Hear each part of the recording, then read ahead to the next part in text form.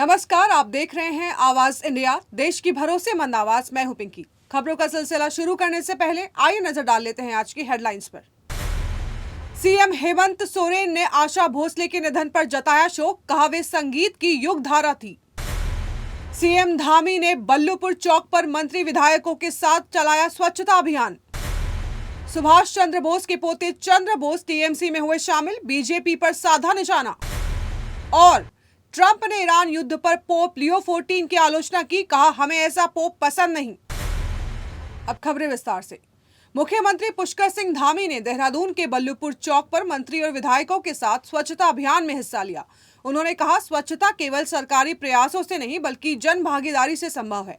ऐसे अभियान समाज में सकारात्मक बदलाव लाने में महत्वपूर्ण भूमिका निभाते हैं। उन्होंने नगर निगम के प्रयासों की सराहना की। उन्होंने प्रत्येक नागरिक को अपने घर, मोहल्ला और शहर को स्वच्छ रखने की जिम्मेदारी निभाने की अपील की। झारखंड के मुख्यमंत्री हेमंत सोरेन ने मशहूर गायिका आशा भोसले के निधन पर गहरा दुख व्यक्त किया। उन्होंने सोशल मीडिया साइट एक्स पर पोस्ट करके कहा कि उनकी मधुर आवाज ने पीढ़ियों को जोड़ा है और भारतीय संगीत को नई ऊंचाइयों तक पहुंचाया है। आशा भोसले केवल गायिका नहीं थी बल्कि संगीत की एक युग धारा थी, जिनकी हर प्रस्तुति में जीवन और भावनाओं की गहराई झलकती थी। उनका जाना कला जगत और पूरे देश के लिए अपूरणीय क्षति है। बिहार में नौकरी के बदले जमीन घोटाले मामले में सुप्रीम कोर्ट ने आरजेडी नेता लालू प्रसाद यादव की याचिका खारिज कर दी है, जिसमें उन्होंने अपने और परिवार के खिलाफ दर्ज एफआईआर से जुड़ी कार्रवाई को रद्द करने की मांग की थी।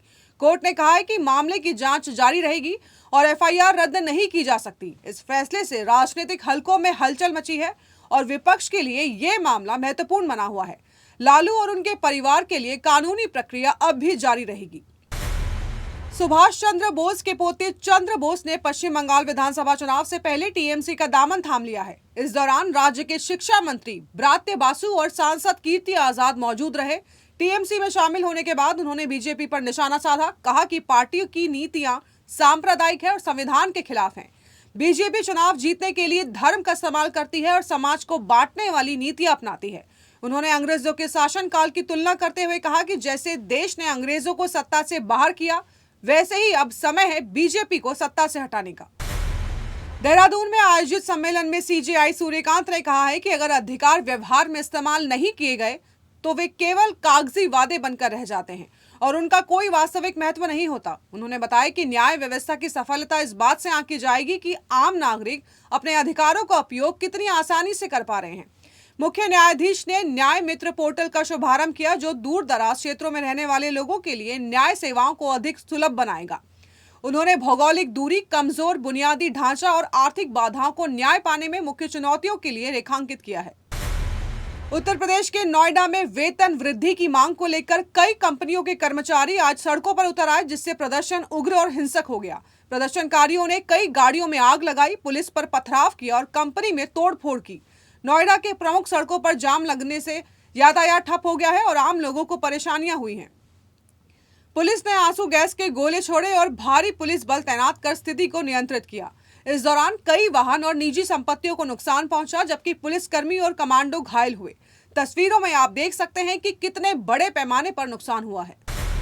अमेरिका के राष्ट्रपति डोनाल्ड ट्रंप ने पोप लियो 14 की कड़ी आलोचना करते हुए कहा है कि हमें ऐसा पोप पसंद नहीं जो परमाणु हथियार रखने को उचित ठहराए। ट्रंप ने कहा है कि पोप का रुख ईरान युद्ध और वैश्विक सुरक्षा के लिए खतरनाक है और ये विदेश नीति के लिहाज से गलत संदेश देता है। मैं पोप लियो के विचारों का प्रशंसक नहीं हूं। ट्रंप ने जोर देकर कहा है कि ऐसे देशों के साथ खिलवाड़ करना जो परमाणु हथियार चाहते हैं खतरनाक हो सकता है। आईपीएल 2026 के 20वें मुकाबले में रॉयल चैलेंजर्स बेंगलुरु और मुंबई इंडियंस के बीच वानखेड़े स्टेडियम में आरसीबी ने 4 विकेट खोकर 240 रन बनाए। विराट कोहली ने 38 गेंदों में 50 रनों की पारी खेली और इस दौरान 5 चौके और 1 छक्का लगाया। कोहली ने मुंबई के खिलाफ आईपीएल में 1000 रन पूरे कर पहले बल्लेबाज बनने का रिकॉर्ड बनाया। उन्होंने अब तक 36 पारियों में 1030 रन बनाए और 7 अर्धशतक लगाए हैं। तो देश और दुनिया की बड़ी खबरों में फिलहाल के लिए इतना ही। जुड़े रहिए आवाज इंडिया के साथ, जल्द होगी मुलाकात। तब तक के लिए नमस्कार।